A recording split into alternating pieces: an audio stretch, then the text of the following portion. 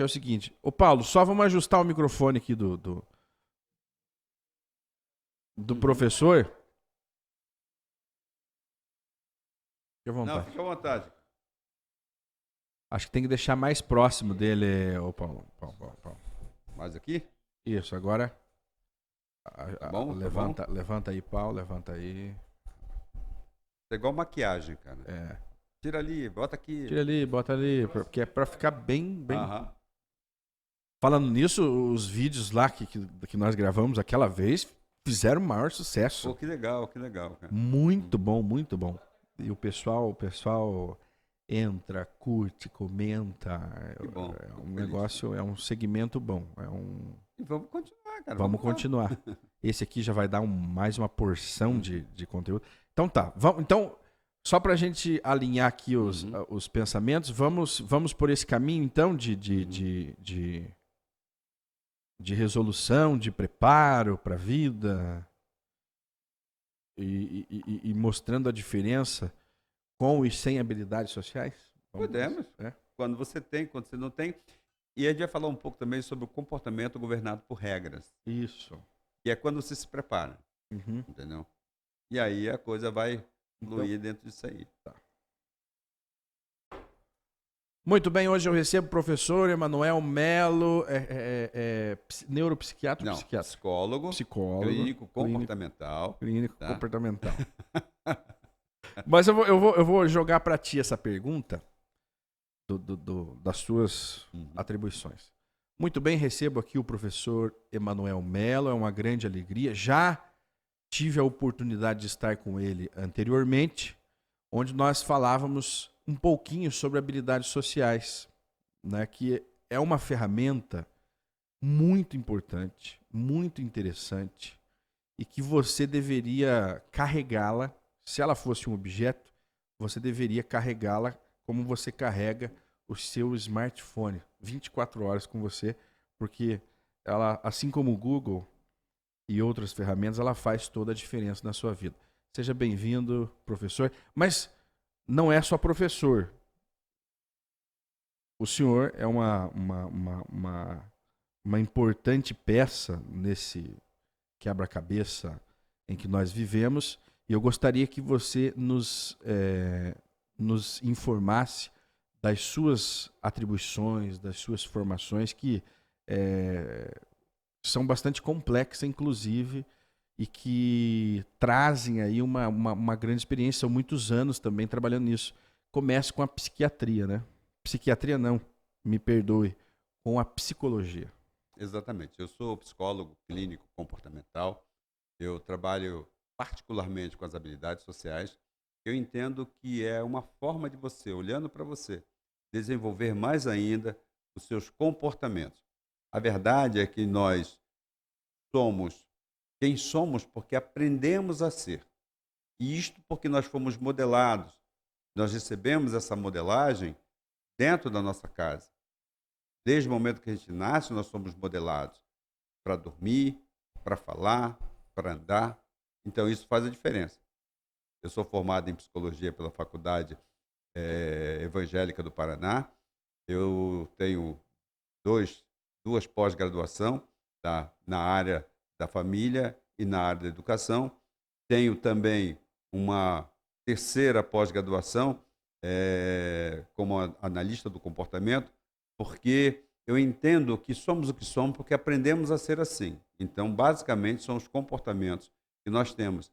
E se a gente parar para pensar, nós temos os nossos comportamentos, eles são governados por regras.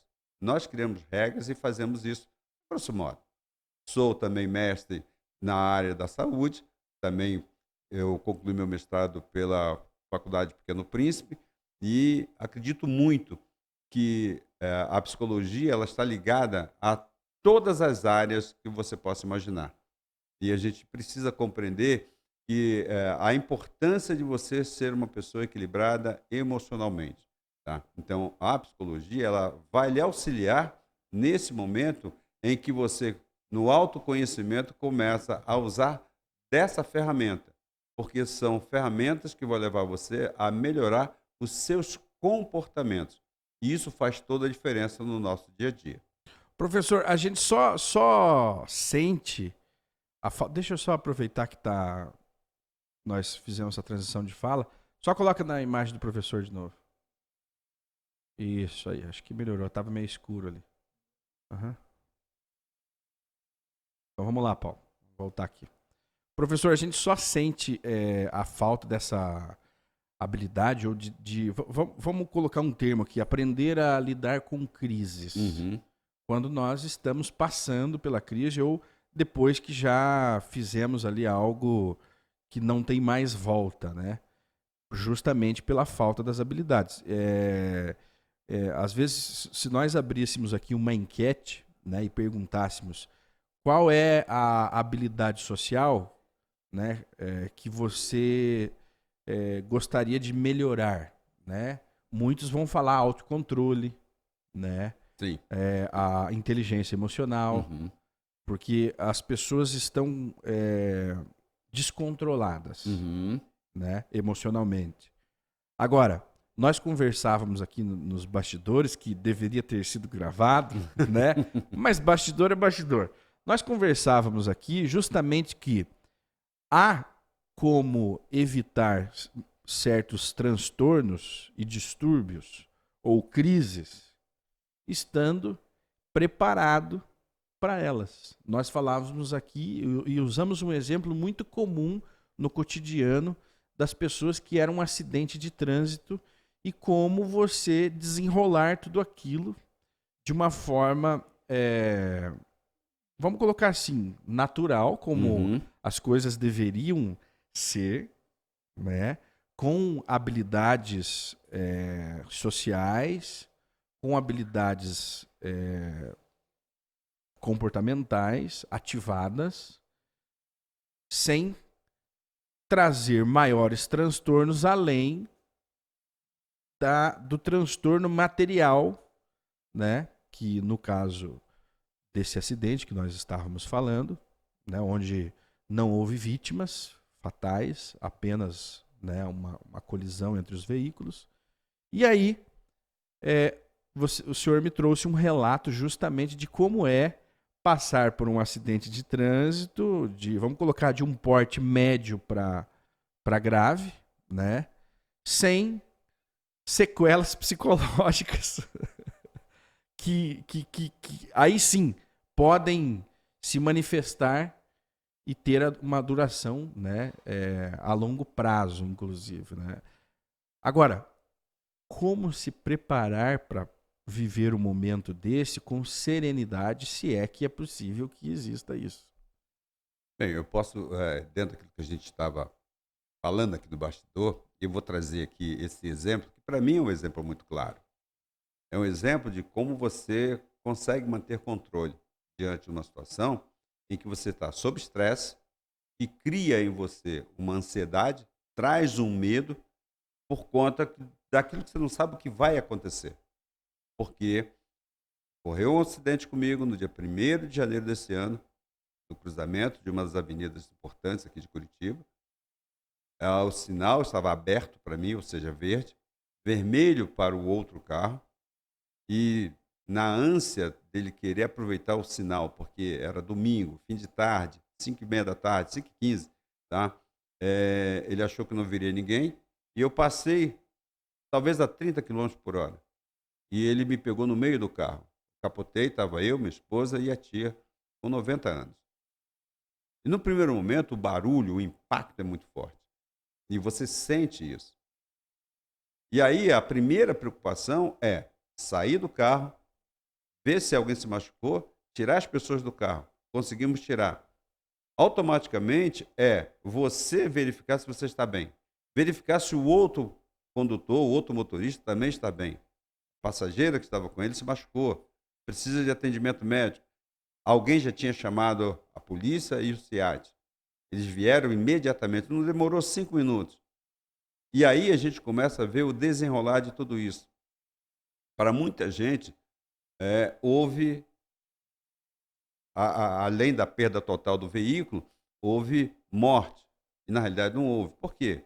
O veículo seguro, cinto de segurança, coisas que a gente precisa se utilizar no dia a dia. E aí, coisas básicas. coisas né? básicas. E aí você está preparado. Quando você vai viajar, você calibra pneu, você veja como é que está o motor, você olha tudo isso para quê? Para que você tenha uma viagem segura. Então, automaticamente, ao acontecer isso, as preocupações foram muito grandes, tá? E aí, embora eu estivesse extremamente estressado, mas eu estava controlado. E isso eu posso dizer e afirmar, sem medo de errar, de que foi fundamental o uso das habilidades Porque sociais. geralmente as pessoas usam a desculpa do estresse para ter tido aquela falta de controle. Oh, mas por que você se descontrolou dessa forma? Ah, eu estava estressado. Exatamente. Mas é apenas uma desculpa, porque existe uma forma, uma condição de você, estando estressado, ainda assim manter o controle. Nós vemos isso na- nas, nas profissões de alto Uhum, desempenho. Um piloto de caça da aeronáutica, né, ou da Força Aérea Americana, por exemplo, que entra muito em combate. Ele está com adrenalina no máximo, com o estresse no máximo, mas ele consegue manter o seu controle pessoal e o controle daquele equipamento de milhões que uhum. está na mão dele. Agora, mas ele é um piloto dos Estados Unidos. Tá, mas um motorista de trânsito tem uma responsabilidade muito semelhante que não é sair matando as pessoas no trânsito. Veja, quando você fala do piloto, tá, e aí nesse caso um piloto de caça, eu venho mais perto. Pega o piloto comercial. Dois momentos que são estressantes. Quando ele vai subir com a aeronave, quando ele vai descer com a aeronave. E ali é adrenalina pura. E pode reparar, eles levantam o voo, a voz do comandante, do piloto, ela é tranquila. Senhores passageiros, Uhum. aqui fala o comandante, vamos ter tanto tempo de duração de voo, vamos ter um tempo assim, um tempo assado, vai acontecer assim, vai acontecer assado, desejo a todos uma boa viagem. Toca para frente. Por quê? Porque ele está no controle. E a Tá gente seguro, ele tá está seguro. seguro, mas ele está no controle. O Uhum. que dá segurança para ele é o estar no controle. Está bem descansado, uma noite de sono agradável, ele está em dia com ele mesmo, ele está bem no seu ambiente social, familiar. Então, é todo um conjunto de forças que coopera e colabora para que ele tenha um desenvolvimento diário perfeito. E aí é onde entram os problemas. Mas ele não deixa de passar por um estresse, né? Ah, é aí que eu ia entrar. Ele passa por estresses em todo momento. Às vezes, uma pergunta colocada quando um funcionário que cuida, por exemplo, da verificação do óleo e tudo mais, diz assim: olha, comandante, tem um probleminha ali. Ele já está no estresse. Aponta, pim. Exatamente, porque ele já fica esperando uma luzinha vermelha acender. E ele não pode subir com aquela luzinha vermelha piscando. Ele não pode estar lá em cima com ela piscando. Então ele tem que ter todo esse controle. Então ele precisa do autoconhecimento. Como eu me comporto diante das situações de estresse? Eu preciso saber que sou eu quem tem que levar segurança às demais pessoas. Sou eu quem tem que fazer isso de forma que as pessoas sintam segurança e confiança de que está tudo sob controle. Quando a gente fala um pouco de inteligência emocional, é você controlar as suas emoções dentro de um processo que você está vivendo no seu dia a dia, naquele momento.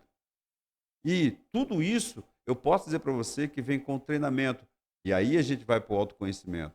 Autoconhecimento leva para a automonitoria. Como eu me vejo, como eu sinto, como eu respondo, meu pensamento, meu sentimento e as minhas emoções e o meu comportamento no meu ambiente social.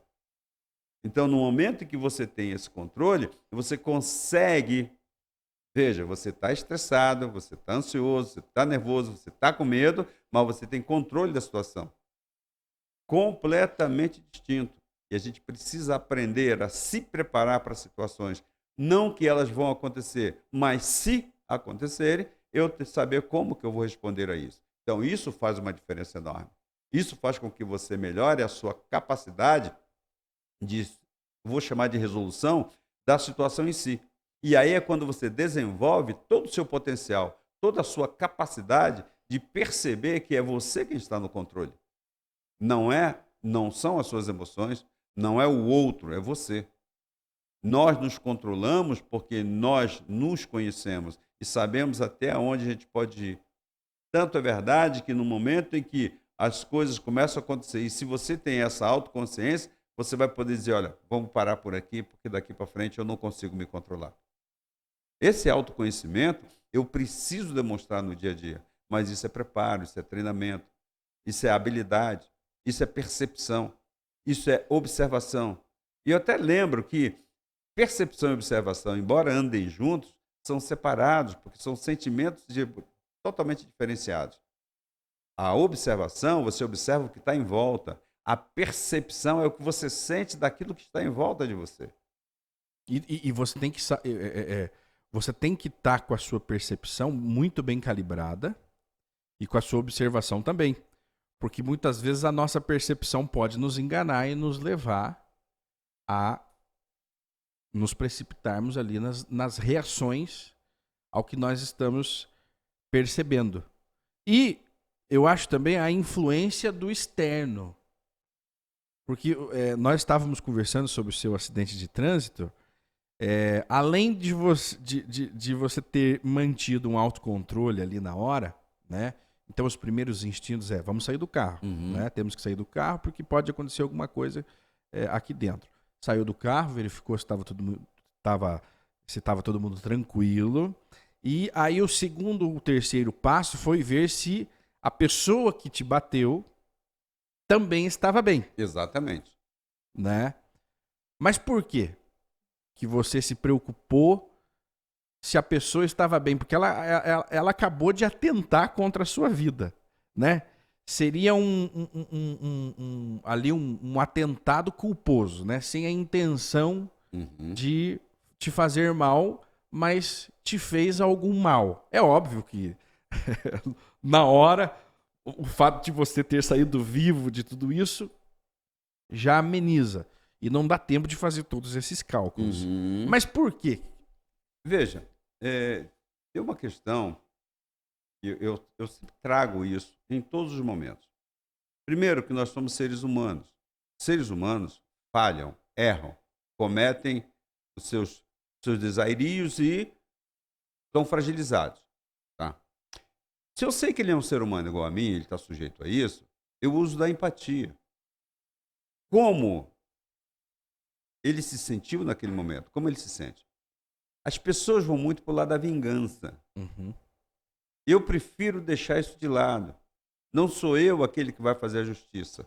Se ele errou, ele vai assumir as consequências dos seus erros. Ele vai pagar por isso. E muitas vezes as pessoas querem fazer justiça com as próprias mãos. Ali, na hora. Embora você diga, foi um acidente, ele causou um dano, foi culposo, ele não teve a intenção, eu digo, quando ele avança um sinal, ele assume o risco de cometer o dolo. Então, isso faz a diferença. Mas naquele momento eu não estava preocupado com o dolo, eu estava preocupado com a vida. Aquela pessoa, da minha esposa, da minha tia, estavam tranquilas, ok, estava bem, estavam respondendo bem a todos os estímulos que foram dados, ok? Aquele casal também passou por um estresse, estava no estresse. Eu não posso olhar só o meu lado. Eu tenho que olhar os dois lados. Até porque o fato de ninguém ter sido vítima fatal já começou a fazer toda a diferença. Sim. Porque nós vamos analisando o prisma dos acontecimentos conforme as coisas vão acontecendo. Exatamente. Se alguém tivesse desacordado no carro, a reação seria diferente também. Depende muito do momento. Eu parto sempre do princípio que eu não posso pressupor de que algo poderia acontecer daquela forma ou daquela outra forma, porque é apenas um julgamento, é apenas uma interpretação minha. E eu posso estar, dentro do que você já falou anteriormente, na minha percepção, na minha avaliação, eu posso estar equivocado, posso estar errado. Então eu não parto do pressuposto. Eu só vou saber se de fato aquilo aconteceu quando eu tomo conhecimento daquilo. Fora disso, não há como fazê-lo. Vivendo. É a vivência que você tem. E aí a experiência conta muito. a experiência de vida, a experiência profissional, a sua capacitação, o seu olhar atento, a expressão do seu sentimento, e tudo isso são habilidades que você usa no dia a dia instintivamente, é como um estalo. Mas foram aprendidas. Sim, elas são aprendidas a partir do momento que você diz, eu quero ser uma pessoa melhor. Eu não quero ser melhor para os outros, eu quero ser melhor para mim. Quando eu sou melhor para mim, eu consigo dar ao outro aquilo que eu tenho de melhor. Então, eu tenho um tempo de retardo que faz a coisa acontecer.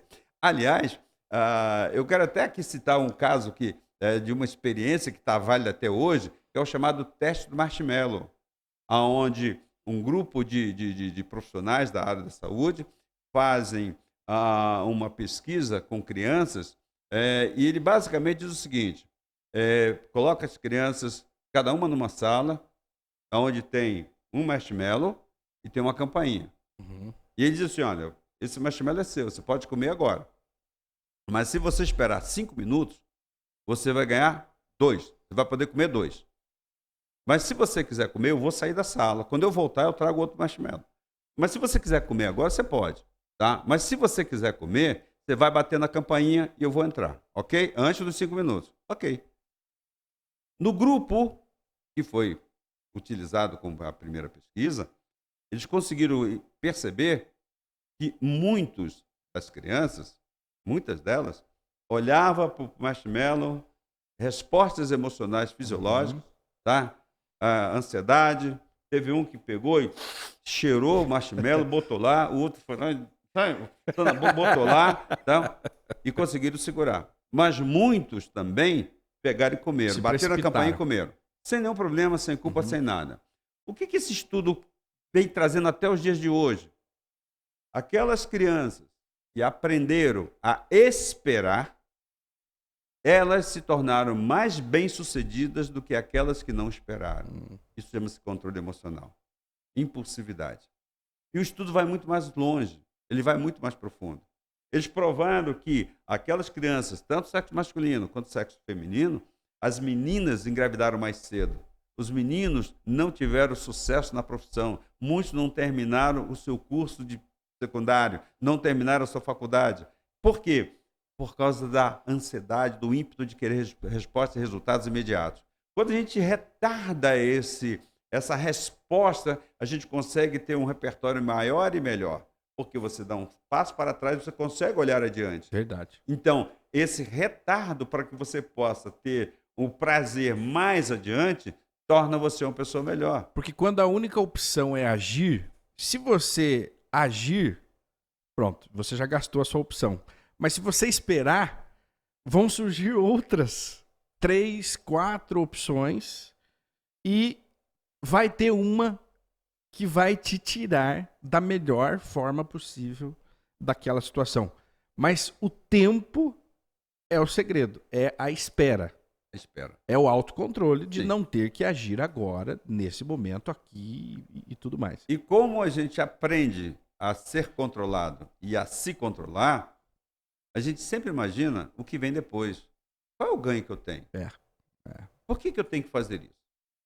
Eu me lembro que quando eu fui comprar o primeiro carro, meu primeiro carro, eu tinha 19 anos. E eu juntei um dinheiro e fui para comprar o carro. Só que a grana não dava para comprar o carro porque eu queria comprar à vista. E aí, o que aconteceu? Eu fui até a agência de carros, tá? Perguntei o preço, disse quanto eu tinha, e o rapaz falou assim, não, o carro é tanto. Vou dizer, no dia de hoje custaria R$3.000 a mais. Tá? Eu falei, tá bom. Não, mas você pode financiar. Eu digo, eu não quero financiar. Não, mas veja bem, tentou de todas as formas. Eu digo, não, eu vou esperar. E esperei 1 ano. E juntei o dinheiro. 1 ano. E juntei o dinheiro. Caramba, eu se fosse hoje, eu entraria num financiamento. Pois é. Porque você tem aquele sonho. Né? Sim. Você tem um sonho, você se preparou para o sonho. Exatamente. 90%.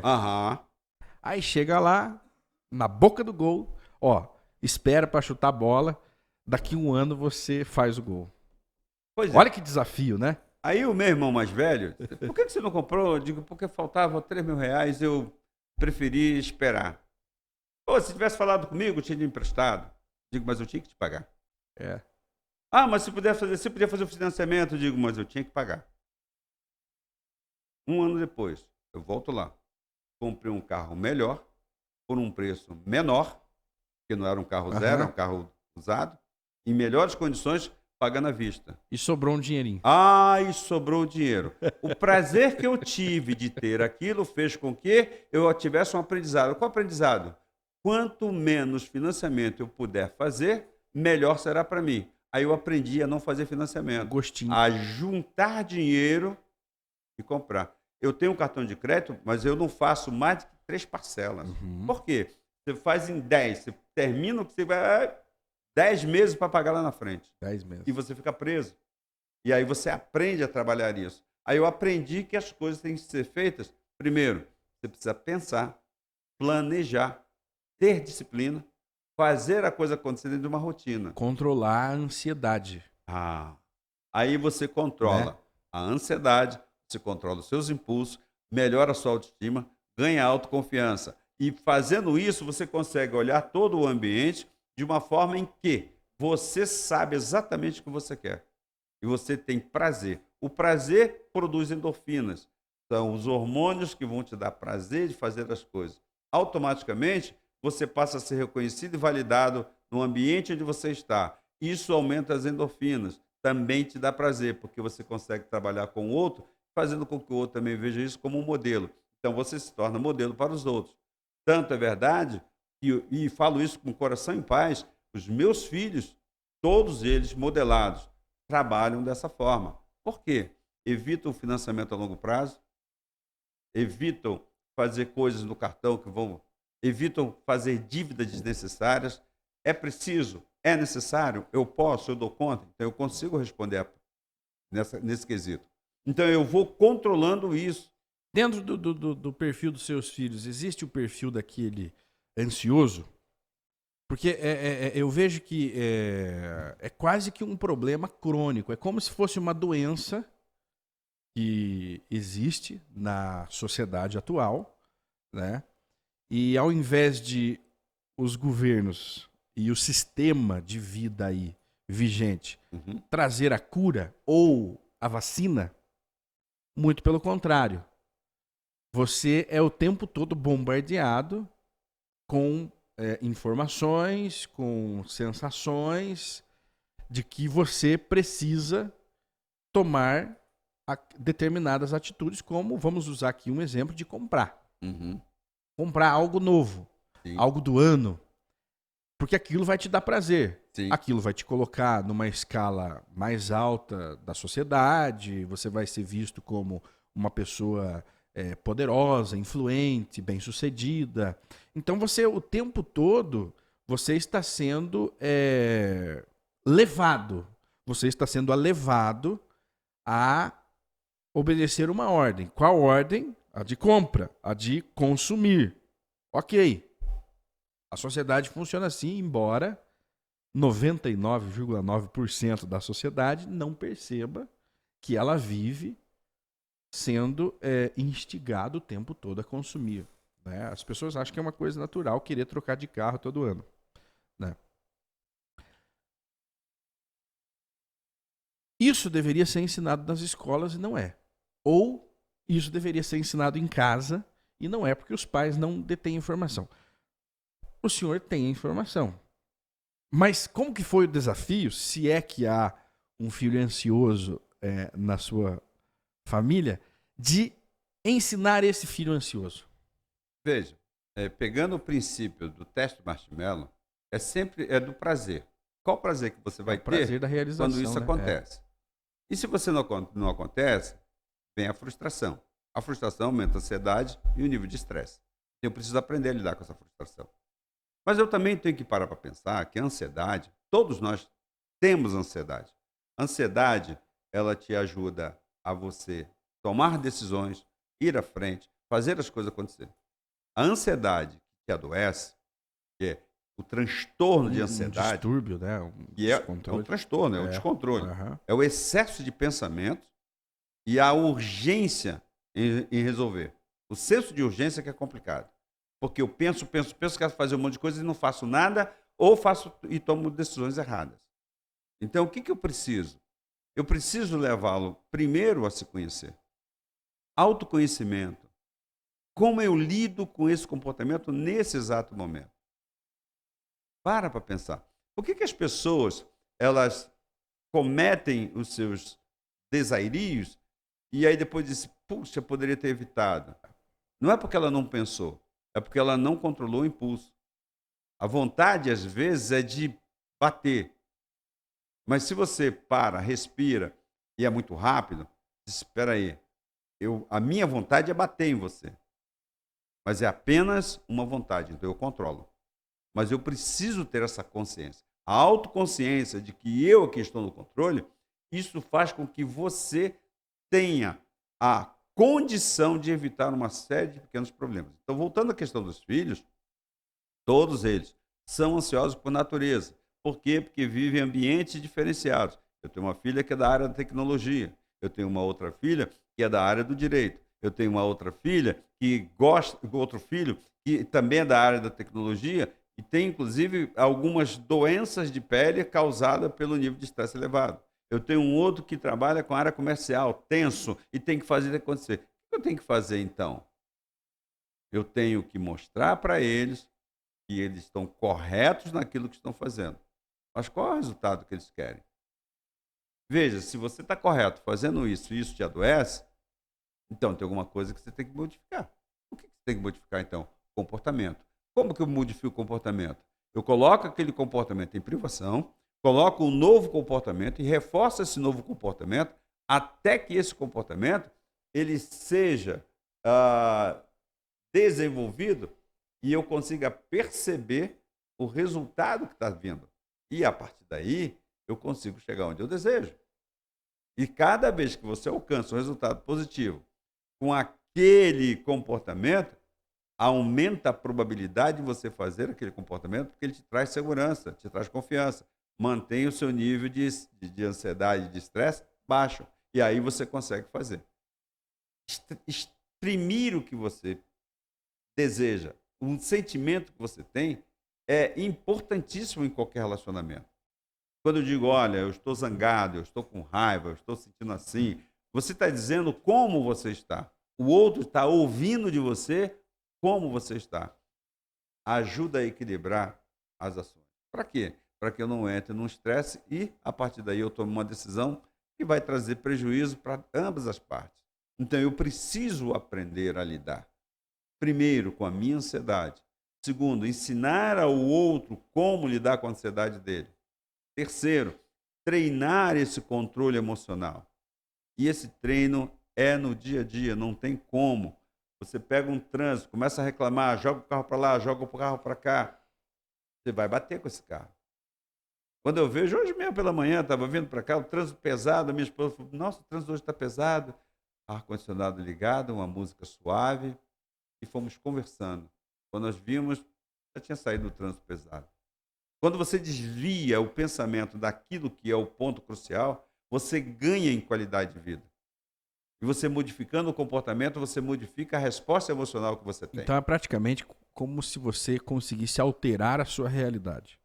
Você está dentro de um universo, e daí cada um de nós é o seu próprio universo, e você não acompanha a manada em algum momento da sua vida, você não vai acompanhar a manada, você vai conseguir ter o controle das suas ações, criando um ambiente, criando uma situação diferente da que está a 1 metro de distância. Seria mais ou menos isso. Não, seria isso. E aí eu posso dizer para você que quando você começa a pensar, começa a sentir, começa a se comportar de maneira adequada, o resultado vem. Via de regra, nós funcionamos assim. A gente pensa, a gente sente e a gente se comporta. Mas é muito rápido. É segundos, né? Milésimos de segundos. Então, a gente precisa aprender a lidar com aquilo. E para aprender, eu tenho que treinar. Treino. Eu só vou saber se eu estou bom quando acontece qualquer situação e eu tenho que usar aquilo. O trânsito, o cara bateu com o carro, fechou o trânsito, eu tenho que esperar todo mundo passar. quando eu vou para um hospital, levar uma pessoa e é emergência e chego lá e a emergência está cheia, eu vejo muita reclamação dos hospitais, porque o hospital está cheio e todo mundo que está com o seu problema quer resolver. Na realidade, se eu deixar que as coisas fluam no meu controle, eu também vou ser atendido.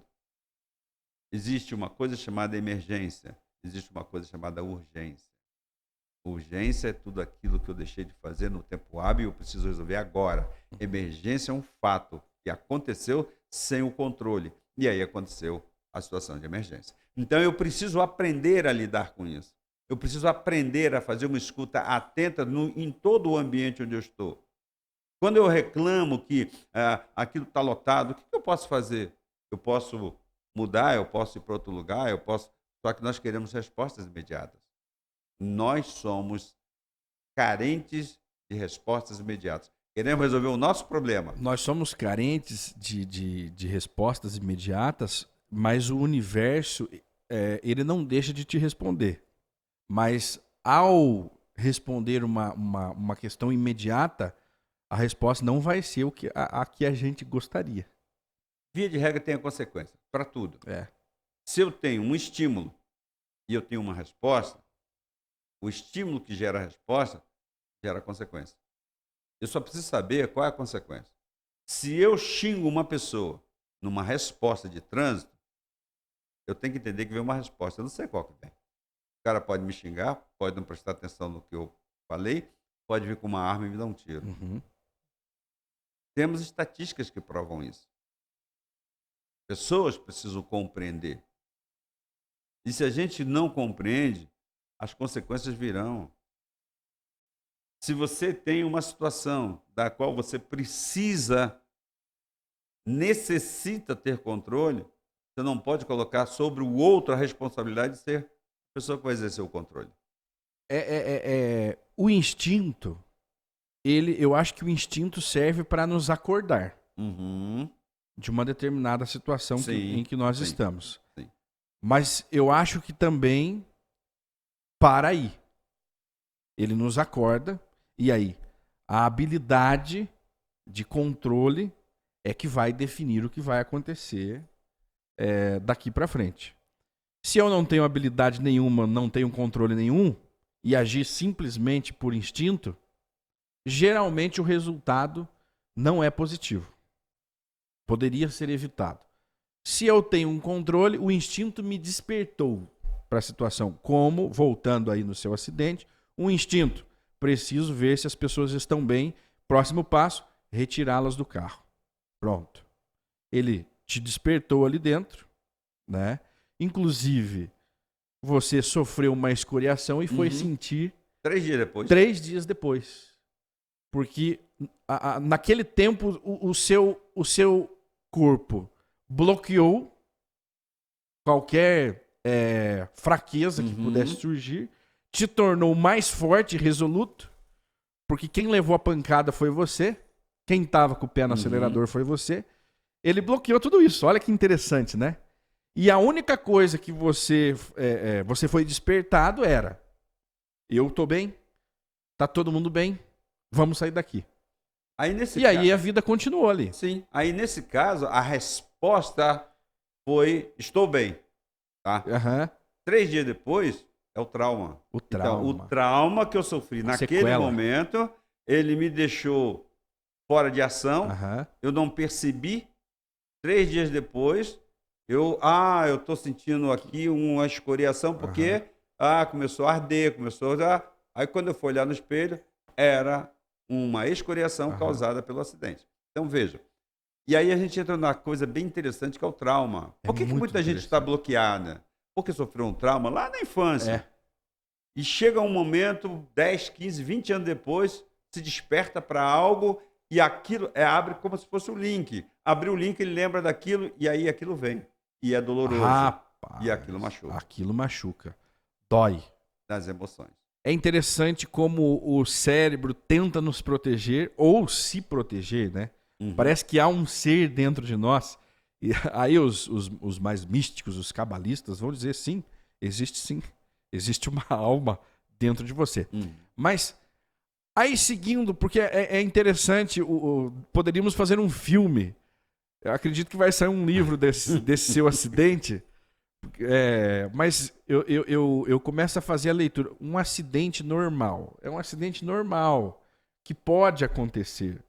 Mas o desenrolar dele é que é o grande desafio, né? E porque, veja, um brasileiro, trabalhador, com a sua família já formada, sai no domingo à tarde para um passeio, com uma visita convidada, com 90 anos de idade, já começa a mostrar as responsabilidades ali assumidas ao sair fazer esse passeio. Eu acredito que também na sua idade vocês deem muito mais valor à vida do que, de repente, na minha. Eu acredito que exista essa diferença, essa concepção, né? E aí tem esse desenrolar. Então nós tivemos ali o capotamento, saiu do carro, foi ver se a pessoa que bateu em você estava bem. Ok, passado alguns minutos, alguns momentos, chegam os filhos com uma outra energia. Se você não tem controle sobre a sua família, primeiro o autocontrole, depois um controle sobre a família e uma habilidade para lidar com as situações, aquela situação ficaria um pouco insustentável. Sim. Porque, veja, eu não estou dentro do outro para saber qual é a resposta emocional que ele tem. Eu sei que eu sou um pai bem querido, amoroso, eles amam o pai, assim como meus netos amam os avós, que são avós, como eles dizem, nota 10, mas eu também eu não conheço o outro lado deles, só sei quando a coisa acontece. E naquele momento, as filhas vieram com todo furor, querendo tomar a decisão na sua mão, a justiça pelas próprias mãos. Abracei, disse, calma, preciso de vocês, preciso da compreensão de vocês. Nesse momento, eu preciso que vocês estejam calmos. Por quê? O acidente já aconteceu, não tem como mudar. A pessoa está ali, vai responder diante da lei. Sim. Tá? Os policiais já... Não, porque tem que fazer... Calma, tudo vai seguir o seu passo, vai ter o bafômetro, vai ter tudo, vai ter o encaminhamento, vai ter o desenvolvimento. Adultos agindo como crianças, Exatamente. né? Porque tomado pela impulsividade de ver aquele a quem você ama sofrer um acidente por conta de uma pessoa, como elas disseram, irresponsável. Ele tinha que ser, tá preso, tinha que estar preso. O carro tinha que estar guinchado, Ok. Mas não tá. E o direito de liberdade do outro. Eu não posso achar que eu sou melhor do que o outro. O outro tem tanto direito quanto eu tenho. Direito tem, quem direito anda. Então a gente precisa levar isso adiante. Mas isso é treinamento, isso é uma habilidade, é você compreender que as pessoas podem fazer, podem cometer os seus desairios, mas elas precisam também ser responsabilidades. Estímulo, resposta e consequência. O estímulo, avancei o sinal, resposta, ele colidiu, consequência, ele vai ter que assumir a responsabilidade. E a gente precisa aprender a lidar com isso. Não podemos, não devemos tomar a justiça pelas próprias mãos. Primeiro, é algo ilícito. Você não tem esse poder e você precisa compreender que as pessoas erram e cada um vai pagar pelo seu erro. E aí veio a pergunta, e se o senhor tivesse morrido? E se minha tia tivesse morrido? E se minha mãe tivesse morrido? Eu disse, olha, se isso tivesse acontecido, haveríamos de lamentar. Porém, ainda assim, não podemos tomar a rédea da justiça nas nossas mãos. Para isso existem os canais competentes. E a gente precisa confiar, acreditar que é assim que as coisas vão. E aí tem uma outra coisa, você precisa acreditar na sua capacidade de poder trabalhar isso e você sair o mais ileso possível, embora o trauma já foi formado, embora você já passou por essa experiência negativa. E isso vai te dar crescimento. E aí que vem a nossa capacidade de resiliência. Como eu lido com tudo isso? Eu aproveitei para escrever um texto. Tá? Escrevi 10 páginas sobre o que fazer. Lance um e-book. Sim, eu vou lançar um e-book. O que fazer quando a vida te coloca de ponta cabeça? Acidentes acontecem. Literalmente, né? Literalmente. Então, é você poder te usar a sua capacidade de resiliência, tirando coisas boas, positivas, daquilo que parece ser negativo. É o aprendizado. E é isso que vai levar você para a maturidade. Lembrando que maturidade não tem a ver com a idade, mas tem a ver com as experiências na qual você chega até aqui. E digo isso com toda a experiência, do alto dos meus 70 anos, de como isso, para mim, cada vez mais me faz ser melhor para mim. Por quê? Eu sendo melhor para mim, eu serei melhor para o outro. Eu não sou o dono da razão, não sou o dono da verdade, não sou aquele que tem a verdade pura e simplesmente com ele. Eu aceito as críticas, eu aceito as ponderações, eu ouço tudo que vem para mim. E de tudo que eu ouço, eu retenho o que é bom. E a gente precisa aprender a fazer isso. Ser seletivo, aprender a ouvir as pessoas, aprender a ouvir o teu ambiente, aprender a ouvir até o silêncio, porque o silêncio também traz respostas. Eu me atentei a uma coisa muito interessante, muito importante no seu relato agora, da reação dos filhos, né? E ali a reação à justiça, a tentativa de fazer justiça. E eu percebi o seguinte: basta um sensato para controlar todos os descontrolados. Basta uma pessoa ter a sensatez que ele vai evitar grandes problemas. O desafio é não entrar na manada na hora correta, né? É você conseguir pensar fora da caixa. Não ter a reação que todos teriam. Você consegue evitar grandes problemas. Agora, o desafio é ser esta pessoa. Pois é. O grande desafio que cada um de nós, eu, você, tem, é fazer o melhor com o melhor que a gente tem.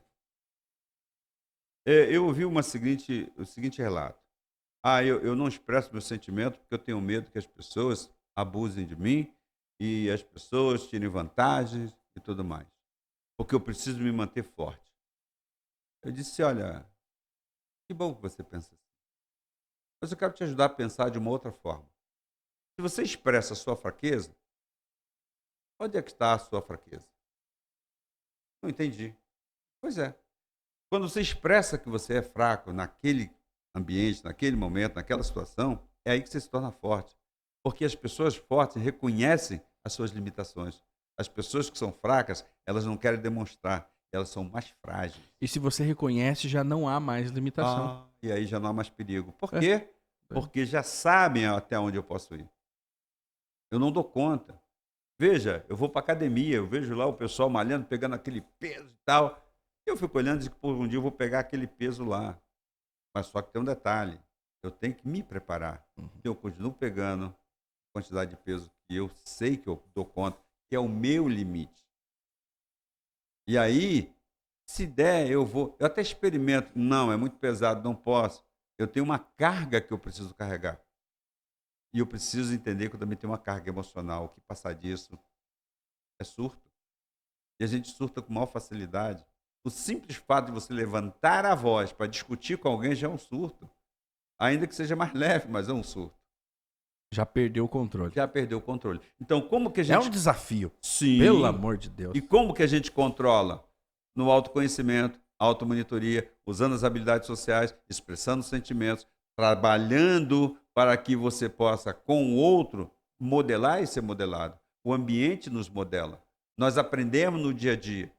E se a gente acredita que a gente já sabe de tudo, a gente está cometendo um grande erro. Porque nós temos uma séria tendência de acentuar tudo. Sim.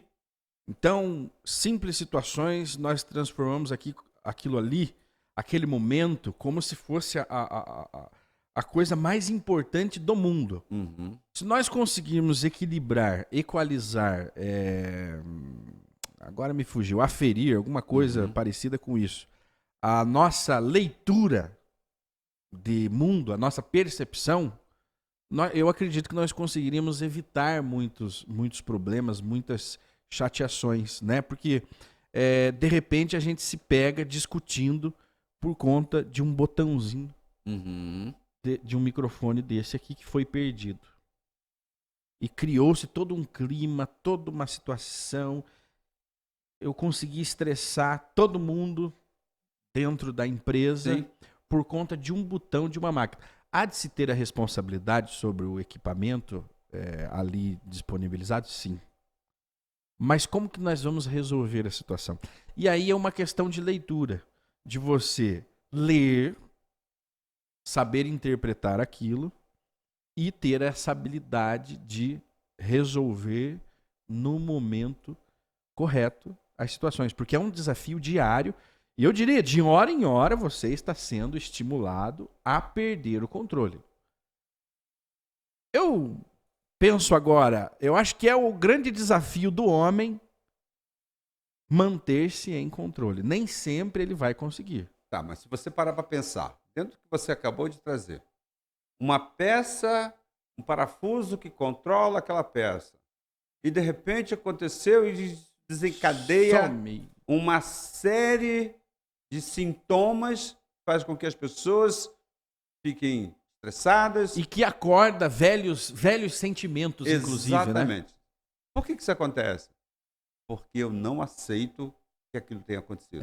Quando eu aceito que aquilo tenha acontecido, não concordo, aí eu tomo outras providências. Mas o que é o aceitar? É ser conivente? Não. O que é o aceitar? O aceitar é, eu aceito que essa peça possa ter sido perdida, mas não concordo por conta da responsabilidade de alguém que tem que cuidar daquilo ali. Uhum. O ser conivente é deixa que a gente resolve, é minimizar a situação. Ok, isso é conivência. Isso é conivência. Agora, quando eu digo, olha, eu aceito que a peça tenha sumido, porém não concordo, vamos responsabilizar alguém.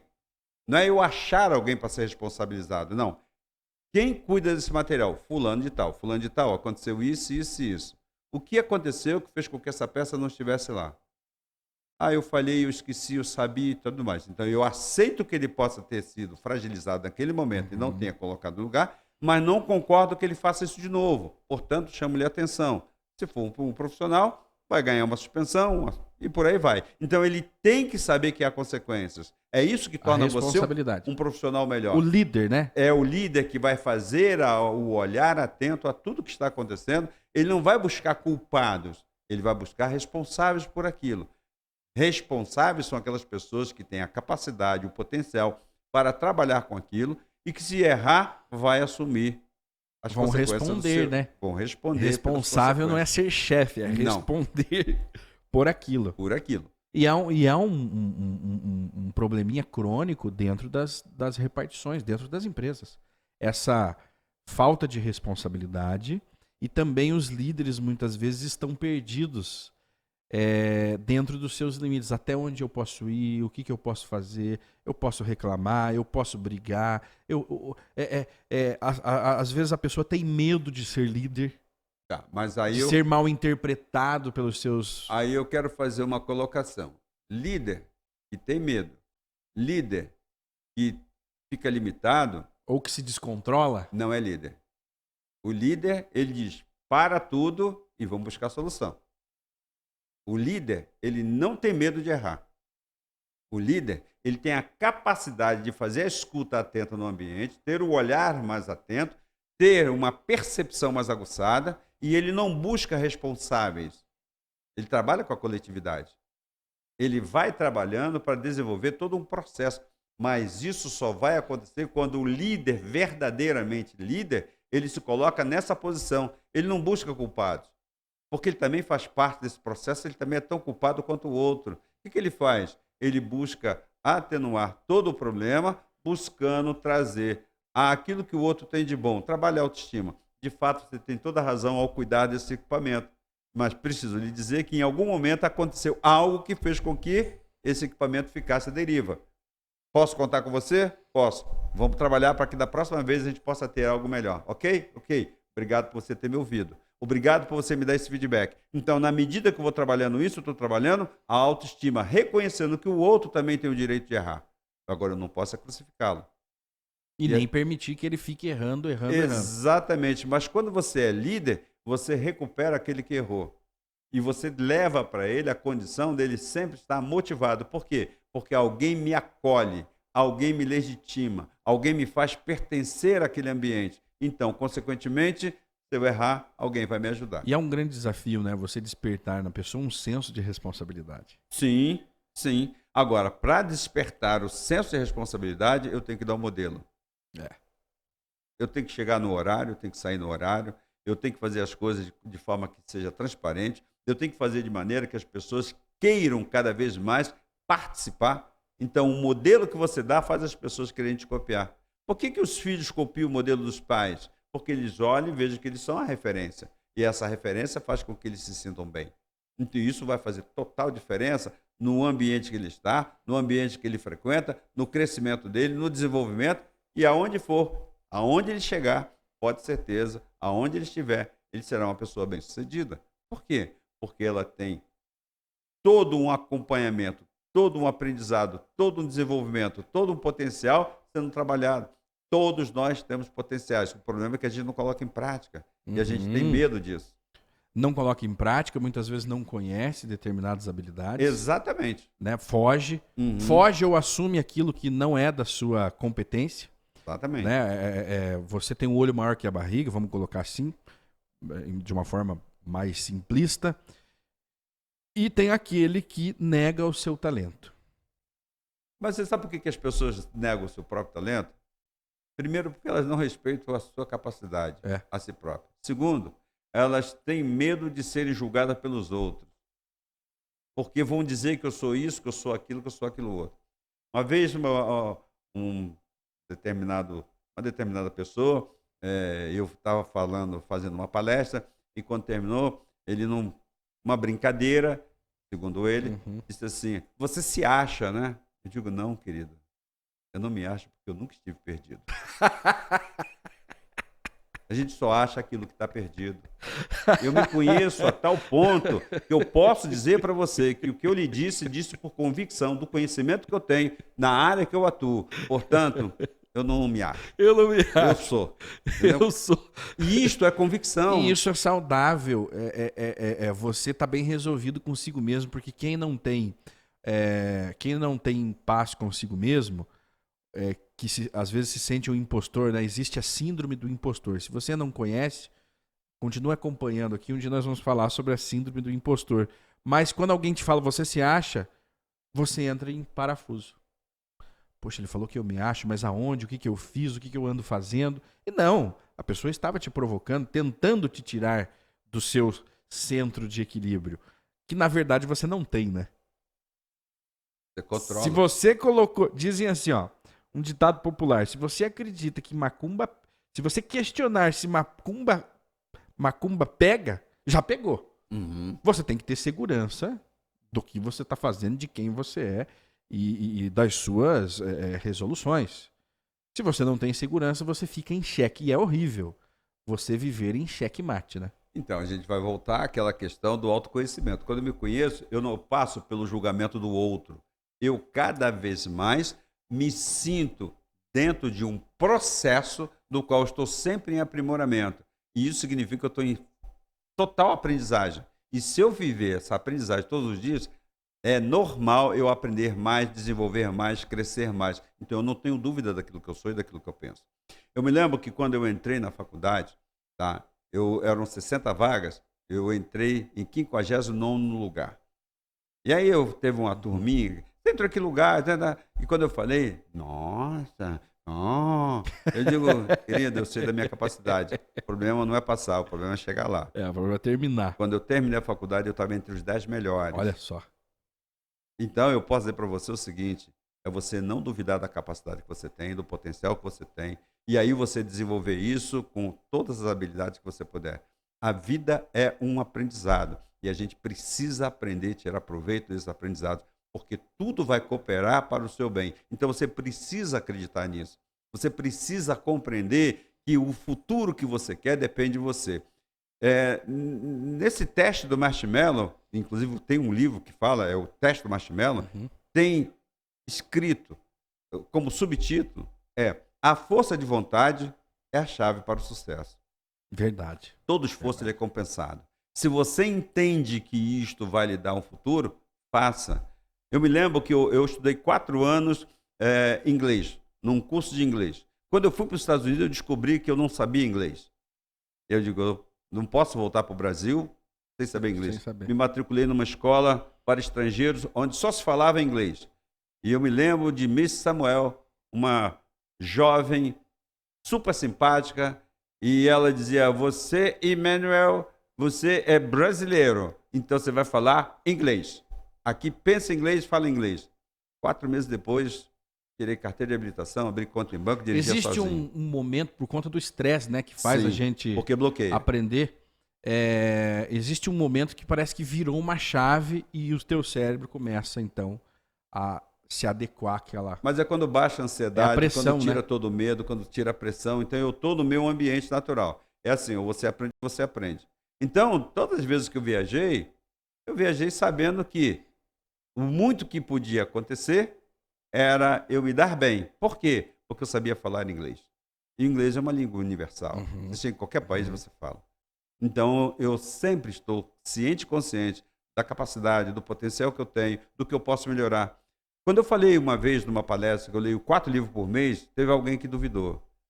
Eu disse, compre 4 livros novos e dê para mim de presente, eu vou lhe dizer cada livro dentro de um mês. E ele duvidou. É uma habilidade especial. Mas isso aí é disciplina. Disciplina. É disciplina de você ter aquele compromisso consigo mesmo. Né? Porque uma pessoa que lê 4 livros por mês provavelmente não tem tempo de estar olhando rede social. Tem. E aí eu vou te dizer uma coisa bem interessante. Eu tenho aqui, só que tem um detalhe, ela não me controla. Ela não me controla. O diferencial está exatamente aí. No autoconhecimento. Quem que te controla? Eu Você ou os seus desejos? Aí sou eu. Eu posso desejar alguma coisa, mas eu tenho que avaliar qual é a consequência de eu ter aquilo naquele momento. Qual é a consequência de eu ter feito, fazer daquela forma. Então eu tenho que ter esse conhecimento. O autoconhecimento vai me ajudar. E vai fazer com que eu olhe e se tá bom. Será que os meus desejos é que tem que me controlar? Cara, nós somos incontroláveis. Pega um cartão de crédito, dá para o camarada e bota ele no shopping, ele vai comprar tudo de novo. Então isso vai fazer a diferença. Então eu preciso aprender a lidar. Existem vantagens no autocontrole? Só tem vantagens. Porque o autocontrole, ele não permite que eu transgrida a regra. Ele faz eu obedecer à lei. Ele faz eu caminhar dentro de um processo seguro. Eu estou atrasado. Você andar acima da velocidade, você está colocando em risco a sua vida e a dos outros. Você não vai ganhar o tempo que você já perdeu e você vai ficar num processo de muito estresse. O que eu tenho que fazer? Estou atrasado? Acorda mais cedo? Acordo mais cedo, faço o que tem que ser feito e acabou. Isso chama-se regra. 6 passos para você ser uma pessoa bem-sucedida na vida. Eu adoro passos. Primeiro, você precisa tomar iniciativas, ser determinado, ter uma regra, manter a disciplina, sair para a autonomia e ganhar independência. Aí você tem o foco, desenvolve objetivos, alcança a meta. Se você fizer isso todos os dias, pode ter certeza, no período de 1 ano, você já não mais estará fazendo aqueles comportamentos que você fazia antes. Por quê? Você adquire aqueles novos comportamentos e você não quer mais o velho. Isso em todas as áreas, inclusive. Todas as áreas. Inclusive financeira. Você Todas que está as áreas. acompanhando, se você tiver essa disciplina de repetir, porque eu não sei se o professor concorda com isso, mas algumas pessoas têm dito, a obstinação ganha do talento. Porque às vezes você tem o talento e simplesmente não vai exercitar aquilo porque você tem o talento, você acha que você já sabe. E aquele que insiste, treina, ele vai conseguir. Talvez não com a mesma beleza, com a mesma maestria, mas ele vai conseguir conquistar. Então, o sucesso, ele está ligado diretamente ao treino, à persistência? Sim. Tanto é verdade, se você for, por exemplo, vou pegar a Fórmula 1. Quanto mais se treina, melhor ele se torna, mais sucesso ele tem. Por quê? Ele está treinando. Cada curva, pensamento, ele sabe cada detalhe, ele está praticando. Você pega, por exemplo, um engenheiro, o cara está construindo, ele faz cálculos, ele faz isso, ele levanta, ele faz tal. Pega um arquiteto. Por que você tem um Burle Marx como uma referência mundial? Por que você tem, no campo da cirurgia plástica, você tem, até esqueci o nome dele, até já falecido, no Rio de Janeiro, o filho dele foi que assumiu a clínica e dava aulas, conferências no mundo inteiro. Ivo Pitangui, referência da plástica, porque ele fazia, ele treinava, ele melhorava, ele estava buscando conhecimento, desenvolvendo o seu potencial. Ele lia a respeito e pode ter certeza, não é de orelhada. Ele tem que ler, ele tem que se formar, ele tem que buscar tudo que sai de novo, tudo que é possível ele vai fazendo. Então nós precisamos aprender que nós somos um grande poço de conhecimento, desde que a gente coloque em prática aquilo que a gente conhece. Não há conforto nisso tudo. Não há conforto. O conforto, obviamente, ele virá em alguns momentos, mas uma construção não é confortável.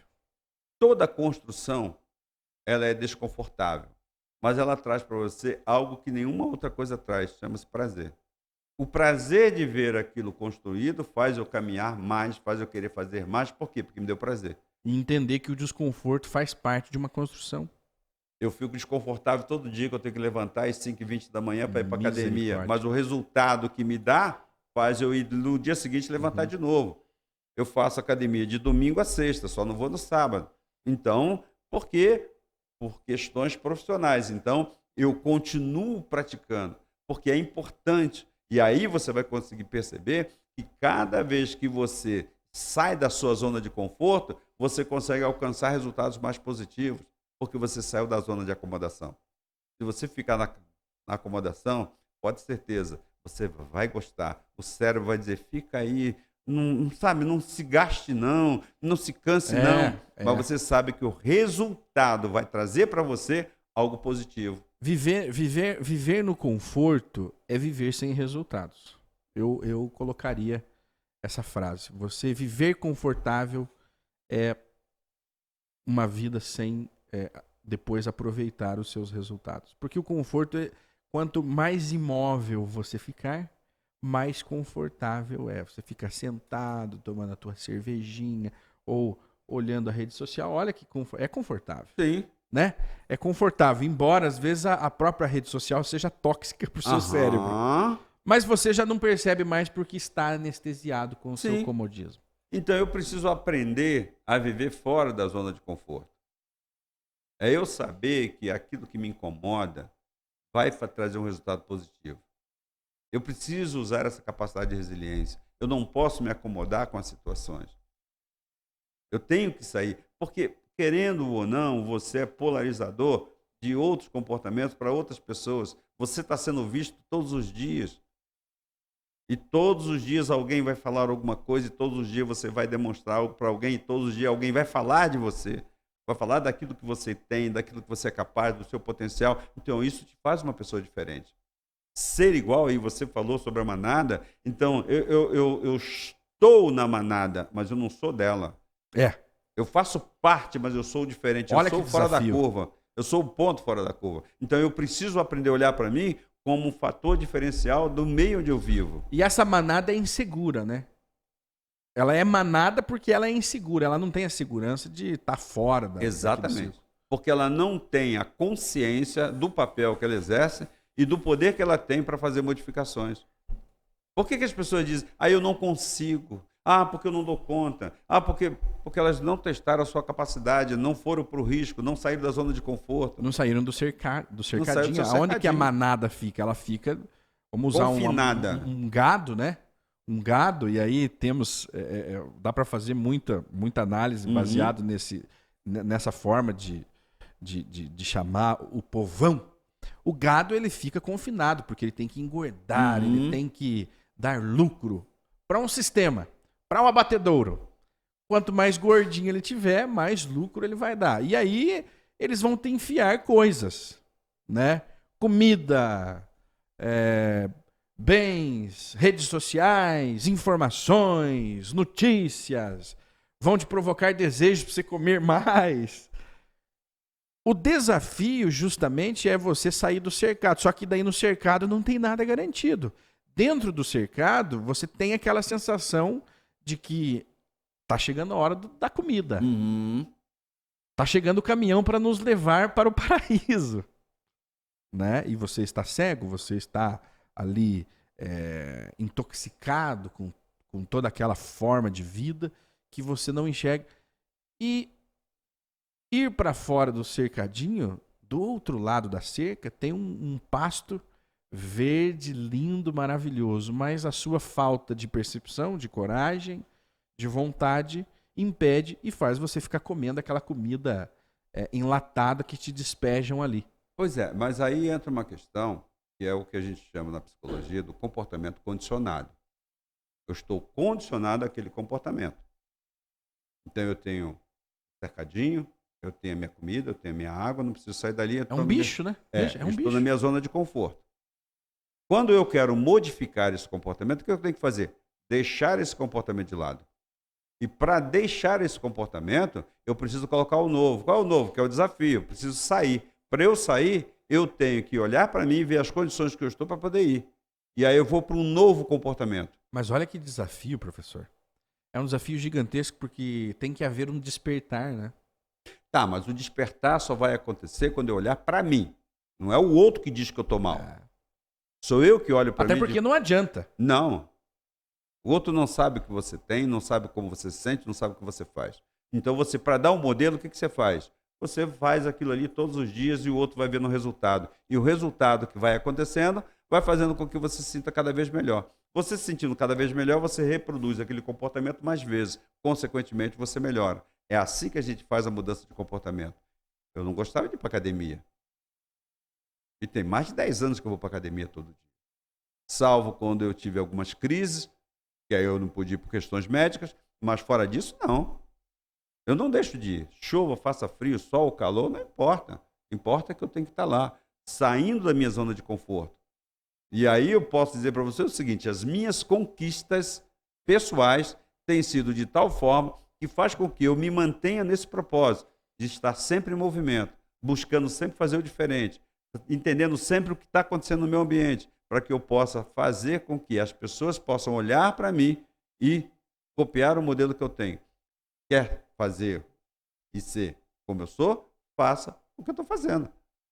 Eu posso te digo com toda certeza, você vai conseguir bons resultados. E aí, quando você alcança um resultado, quais são as duas questões que vêm imediatamente na cabeça? Eu consegui. E as pessoas vão dizer, ele conseguiu. E quando isso acontece, eu sou reconhecido e validado, legitimado e pertencente a um ambiente onde eu sou o ponto fora da curva. E faz com que as pessoas queiram cada vez mais, olhando para mim, ser quem eu sou. Então, se você quer ser quem eu sou, faça o que eu estou fazendo. É simples assim. Mas eu preciso acreditar. Eu me lembro que, no ano de 2017, eu fui desafiado a escrever um livro. Porque você tem uma eloquência, você fala bem, você... Eu falei, mas eu nunca escrevi um livro. É um desafio. E aí sentei, escrevi o livro em 8 meses. Aí eu descobri que eu posso. Mudei meu comportamento. Comecei a ler mais ainda, sintetizar tudo que eu estava lendo e comecei a escrever. Agora já leva menos tempo para escrever. Muito menos. Um livro. Um vai ser lançado agora em 2023, agora em abril. Os outros 2, quero acreditar que até o final do ano a gente vai lançar. E isso faz com que cada vez mais eu descubra o meu potencial. Então, eu não estou limitado. Um potencial que antes de 2017 não existia. Não existia. Por quê? Porque eu achava que eu não escrevia. Eu falava bem, eu falo bem. Por quê? Porque eu leio muito. Quem lê muito aprende mais. Quem aprende mais, desenvolve mais. Quem desenvolve mais tem a capacidade de, inclusive, controlar o seu ambiente. Só que as pessoas não conseguem perceber isso. Mas eu quero ir para um assunto chatíssimo, que é a prevenção. Mas antes, as pessoas geralmente... O senhor tem 70 anos. 70 anos. Não parece, obviamente, mas uma pessoa de 70 anos que faz parte da manada já diz, eu não vou lançar livro nenhum, já tenho 70 anos. Eu já tenho 70, porque eu já vivi tudo, eu já fiz tudo que eu tinha para fazer. E você com 70 anos está planejando lançar mais livros. E tenho certeza que tem muitos e muitos projetos ainda. Mas é uma questão, é uma forma de ver o mundo diferente. De que? Porque é o seguinte, nós somos treinados na infância, e inclusive isso virou uma polêmica nos últimos anos, porque nós somos treinados a nos aposentarmos em algum dia. Mas só que a compreensão dessa aposentadoria é, quando chegar numa determinada idade, eu me aposento e não faço mais nada. Ou seja, eu não sirvo para mais nada, nem para produzir para mim mesmo. Essa é a ideia implantada na cabeça daquele que está trabalhando hoje. Ele odeia o trabalho dele, muitas vezes, mas só que ele tem a única esperança, que é um dia se aposentar. Só que existe um outro mundo, uma outra forma de ver o mundo, que você vai ver a aposentadoria como algo a ser evitado. Porque não há nada melhor do que você produzir e trabalhar e conquistar coisas durante a sua vida. Eu penso assim, acredito que o senhor também, porque está lançando um livro aos 70 anos, e a sociedade não deveria ser levada a um caminho de ócio. Porque eu vejo muitas pessoas, a partir do momento que se aposentam, elas começam a definhar fisicamente, mentalmente e espiritualmente. Eu conheci uma pessoa que disse assim: quando eu me aposentar, a primeira coisa que eu vou fazer é jogar fora o meu relógio. Uhum.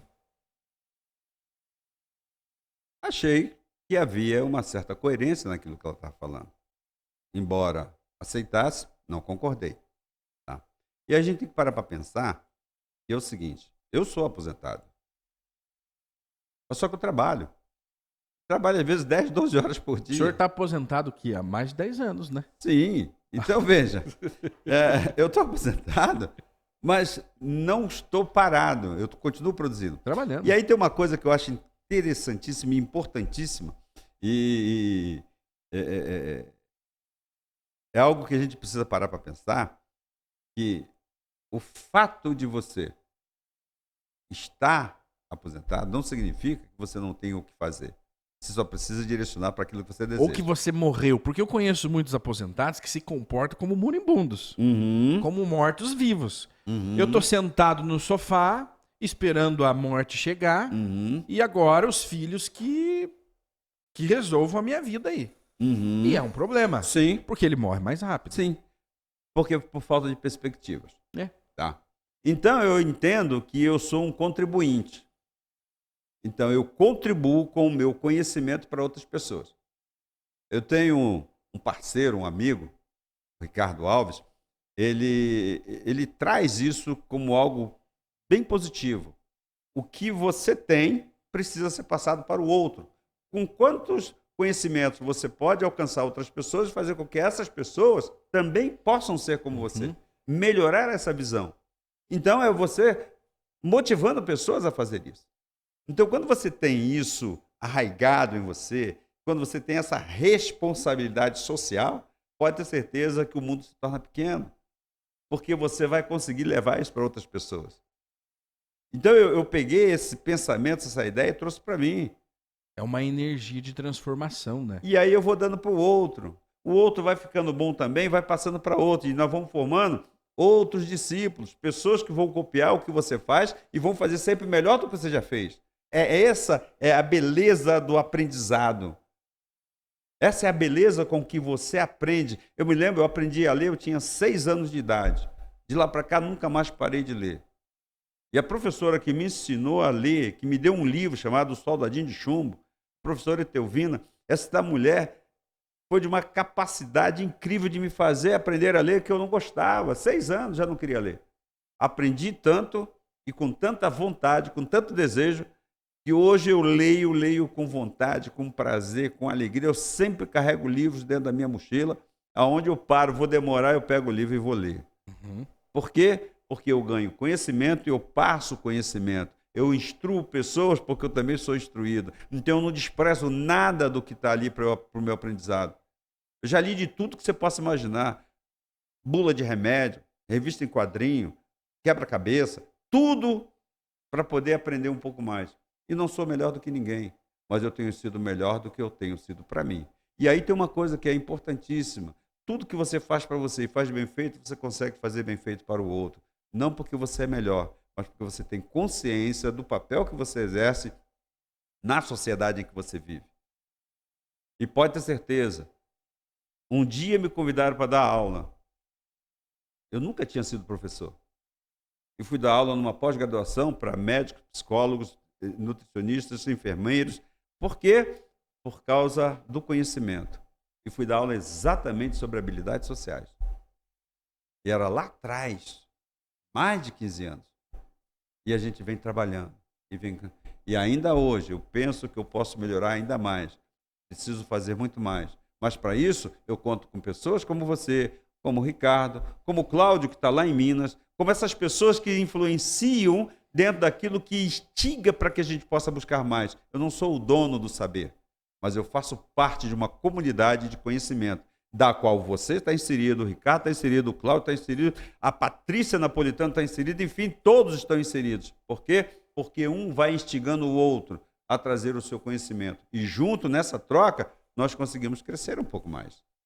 Esse é o grande desafio para o século XXI. Esse é o grande desafio até nós chegarmos ao fim da vida.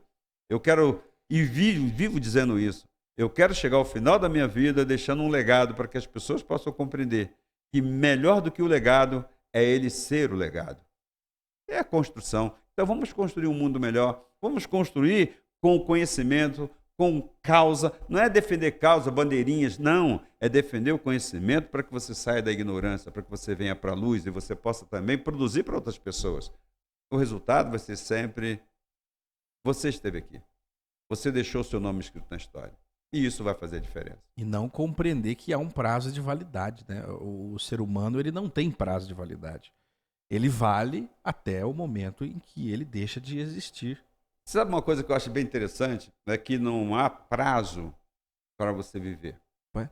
Você veja, eu li hoje no noticiário, tá? E ouvi também no noticiário, morreu aos 31 anos de idade um campeão de esqui soterrado por uma avalanche de neve. 31 anos. Será que tem prazo para viver? Será que tem tempo para morrer? Ou somos nós que construímos a nossa vida? Houve uma fatalidade. Ok, houve uma fatalidade. Mas onde estava escrito que isso ia acontecer? O acidente que eu sofri, será que não poderia ter vindo a óbito, ter morte naquele veículo? Sim. Mas aprove aquele que é maior, botar a mão e dizer: ainda não chegou a hora. Mas você precisa estar preparado. Enquanto ele não disser que chegou a hora, produza, né? Exatamente. Produza, se movimente, saia da sua zona de... Eu não vejo conforto algum em ficar em casa, sentado, curtindo a aposentadoria ali, que é terrível. E aí Raul Seixas, ele escreve uma música, ele diz: não posso, eu estou aqui sentado no meu apartamento esperando a morte chegar. Exatamente. Hello! Para pensar. Olha que terrível, é uma forma de tortura, né? Você está sentado na sua casa, sem ninguém, porque todo mundo está cuidando da sua vida, esperando a morte chegar. Você está se torturando nos últimos dias da sua vida, sendo que, de repente, você poderia estar passando seus conhecimentos aqui numa sala de podcast. E é algo comum, que não vai demandar de grandes acontecimentos para que você possa fazer. Basta você emitir essa energia, o universo vai vibrar ela novamente para você de alguma forma. Pois é. É a questão do saber, fazer, compartilhar, dividir para multiplicar. Porque na medida que você faz isso, você tem consciência da importância de fazer essas coisas. É isso que vai te tornar melhor. Uma pessoa melhor com você mesmo faz você ser melhor para o outro. Ninguém dá o que não tem, nós só podemos dar aquilo que nós temos. E pode ter certeza, temos o melhor que podemos ter. Nós só saberemos disso quando nós colocarmos em prática. E as pessoas disserem: aprendi com você. Hoje eu penso dessa forma. Quantas pessoas influenciaram na minha vida? Quantas pessoas me ensinaram a ser um ser melhor? Quantas pessoas me ensinaram o caminho do bem? Quantas pessoas tentaram me levar para o caminho do mal? Vamos pegar aqui, separa ali e tal. A consciência que você tem do ser humano que você faz você fazer melhores escolhas. E essas escolhas dependem do seu conhecimento, do seu entendimento, do seu desenvolvimento pessoal, social, familiar e, acima de tudo, emocional. Quando você cuida bem das emoções, você cuida bem do que vem depois. O seu comportamento é baseado nas suas emoções. As crianças, elas são modeladas porque elas precisam aprender. E aprender a lidar com toda a sorte de situações. Esse é o grande desafio. Essa é a grande chave que precisa ser virada. E a partir daí, é viver o sucesso. Vamos falar agora, para a gente ir para a reta final, de algo que aparentemente parece ser uma coisa muito chata, mas que eu diria que é o pulo do gato para você ter uma vida tranquila, que é a precaução, você se precaver. Voltando lá no começo do nosso podcast, nós falávamos sobre o acidente de trânsito que você viveu no dia 1º de janeiro de 2023. Aí surgiu uma pergunta na minha cabeça. Pô, o fato de você ter seguro do seu carro, do seu veículo, né, de estar tudo, o veículo estar com todos os impostos pagos, está todo regular, porque há uma prevenção, tornou o pós-acidente mais tranquilo na sua vida? Respondendo a sua pergunta, ou respondendo em cima da sua afirmativa, quando você se prepara, quando você tem a precaução, você não tem nenhum tipo de preocupação. Você cumpre apenas os requisitos. Então, de fato, ter o seguro do carro, ter os impostos em dias, tudo me dá uma certa tranquilidade. Para quê? Para eu continuar fazendo esse mesmo comportamento. Eu aprendi, eu não saio de uma concessionária sem o carro estar emplacado e sem o carro estar segurado. Às vezes, o vendedor diz assim, olha, você já pode levar o carro. Eu digo, falta placa, falta seguro. Não, mas faz o seguinte, eu não tenho prazo. Vai demorar 3 dias. Não tem problema. 3 dias não vão melhorar a minha vida, não vai fazer eu ficar mais ou ficar menos. Tem gente que sai com o carro da concessionária sem a placa e sai, não sei o que. O risco é o mesmo, está emplacado. Se houver alguma colisão, está identificado. Não que ele não estivesse, mas eu entendo que para mim é muito mais tranquilo eu ter tudo em ordem. Então a precaução, a prevenção, ela é necessária. Para o dia a dia, eu faço prevenção todo ano. A cada 4 meses eu vou ao cardiologista e ao endocrinologista. Faço todos os exames de sangue, urina, fezes. Para quê? Para ver se eu estou bem. Chama-se prevenção. As mulheres fazem a mamografia, prevenção. Mas não deveria ser uma coisa obrigatória, deveria ser uma coisa responsável. Eu vou cuidar de mim. Então eu preciso fazer isso. Então eu preciso... Devia ser como tomar banho. Exatamente. Mas tem gente que não gosta de tomar banho. Então tem essa questão. Entende? Pessoas que não gostam de tomar banho, não adianta você dizer para ele, toma banho que você vai ficar bem. Então o que você tem que fazer? Você tem que dar um modelo. Eu faço. Vou fazer assim, vou fazer assado. Meus filhos veem isso. Eles falam assim, papai, você fez seguro? Qual seguradora? Inclusive, no dia do acidente, alguém disse assim, não, a melhor seguradora é X, a melhor é Y. Eu digo, a melhor seguradora é aquela que eu estou, porque ela vai me atender naquilo que eu preciso. Entende? Então, eu entendo que quando eu vou para aquela empresa, para aquela seguradora, para aquele plano de saúde, para aquele hospital, eu estou dizendo que eu identifico como sendo algo para minha prevenção que vai me ajudar. Então, eu consigo trabalhar isso. Então, tem que ter essa responsabilidade. Eu tenho que olhar e dizer assim, eu preciso manter isso dentro disso. Porque faz com que eu invista mais em mim. Todo o dinheiro que você gasta com seguro, plano de saúde, com plano crematório, plano familiar, de acidente, tudo chama-se investimento. Não é gasto. É investimento. É investimento. Eu acho que a chave para virar a mentalidade é compreender isso, né? Não é gasto, é investimento em você mesmo.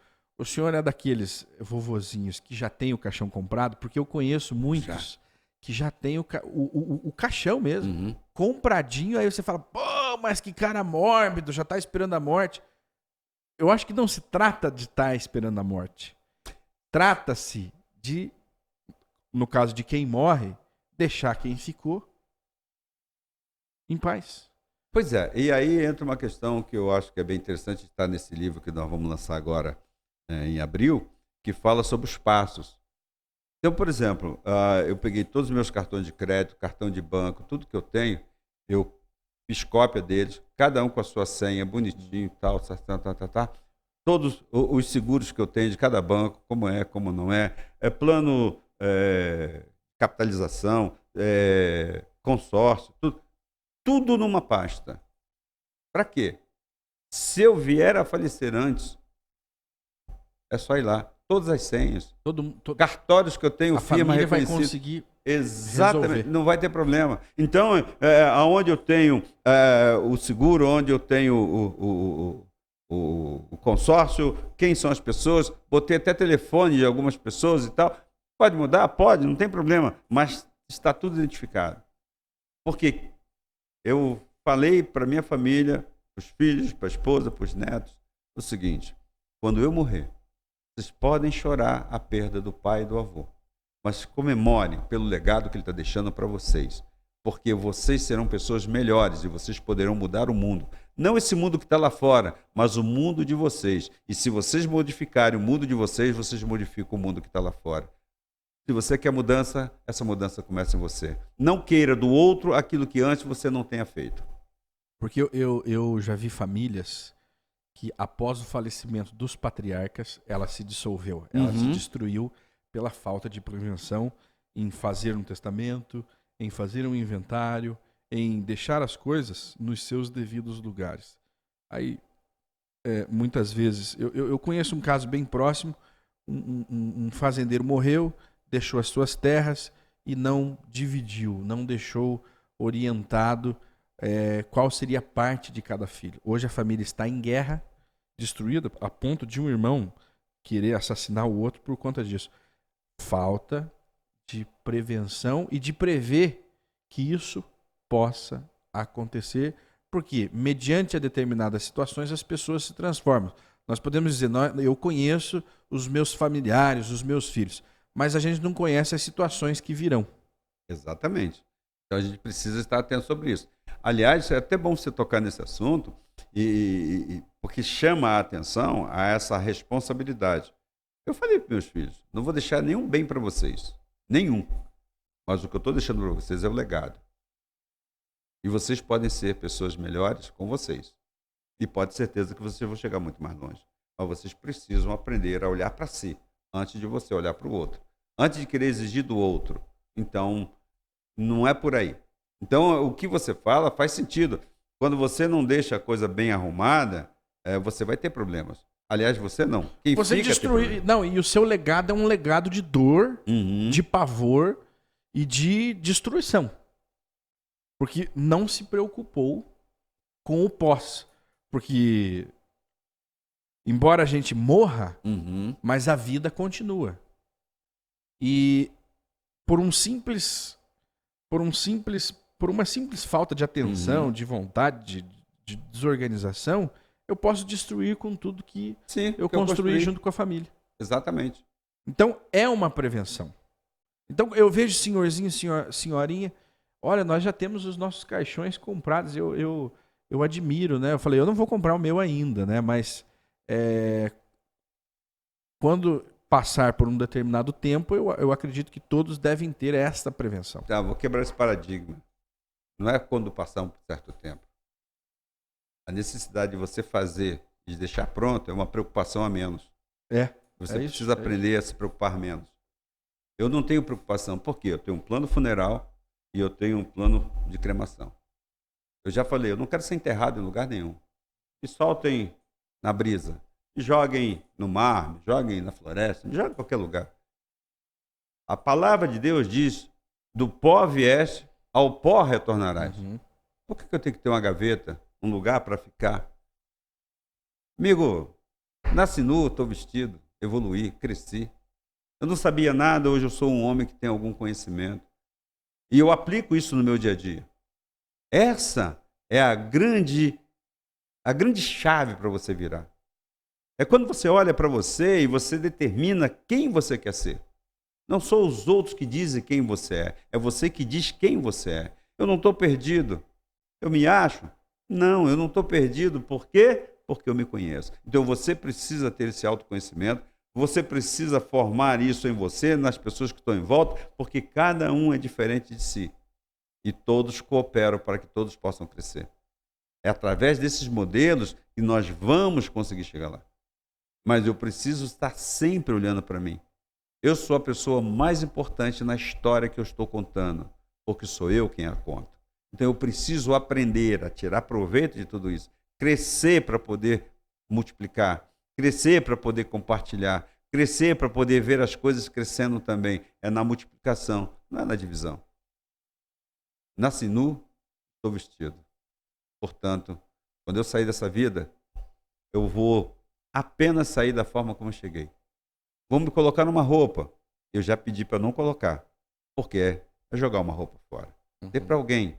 Porque vou virar pó. Não vai servir para nada.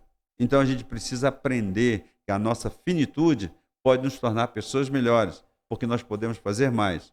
E outra coisa, não tenha pressa de viver essa vida. Você não vai sair vivo dela. É verdade, mas somente uma pessoa bem resolvida é que vai ter essa tranquilidade de saber isso, né? Não tenha pressa para viver essa vida, porque senão no final você não sai vivo dela. Para quem está acompanhando, professor, para a gente encerrar, quem está acompanhando e achou tudo isso maravilhoso e está pensando assim, tudo bem, professor, é lindo o que o senhor está falando. Como que eu faço para dar o primeiro passo em relação às minhas mudanças internas? Primeira coisa, você tem que procurar um profissional da área da psicologia, procurar trabalhar as suas habilidades sociais. Não basta querer, então, né? Não basta só querer, tem que dar o passo. Tá? Se você quer, já é um princípio. Se você vai ao encontro, você vai conseguir chegar onde você quer. Mas lembrando que tudo começa pequeno. Tudo começa com o primeiro passo. E depois você vai crescendo. O restante é com o tempo. E outra coisa, você vai se agradar tanto da sua melhora, da sua modificação, que você vai querer fazer mais. E você vai querer influenciar pessoas. E com certeza você vai viver melhores relacionamentos. Até porque você se torna o ponto fora da curva. Muito bem. Um abraço a todos vocês. Obrigado, professor. E espero tê-lo aqui muitas e muitas vezes, muitas oportunidades, porque eu acredito que ainda há muito a ser dito, muito a ser falado e ensinado. Para mim, particularmente, que estou aqui, é uma mentoria. Obrigado. Né? E para você que acompanha aí também é uma preciosidade. Espero que você valorize, né? Que você valorize isso, embora seja de graça, mas existe toda uma estrutura para poder entregar isso a você. Então não é de graça. Então valorize isso e leve para a sua vida algumas coisinhas. Se você pincelar uma coisinha do que foi falado, já está valendo. Nós já nos sentimos vitoriosos. Eu que agradeço e estou à disposição. O que precisar, estamos juntos. E é assim, a vida é feita de oportunidades. Vamos criá-las e vamos fazer com que as coisas aconteçam. Tudo que você quer que aconteça começa em você, no seu desejo de tornar real aquilo que um dia ficou no pensamento. Um grande abraço, sucesso a todos. Tchau, tchau, pessoal. Beleza.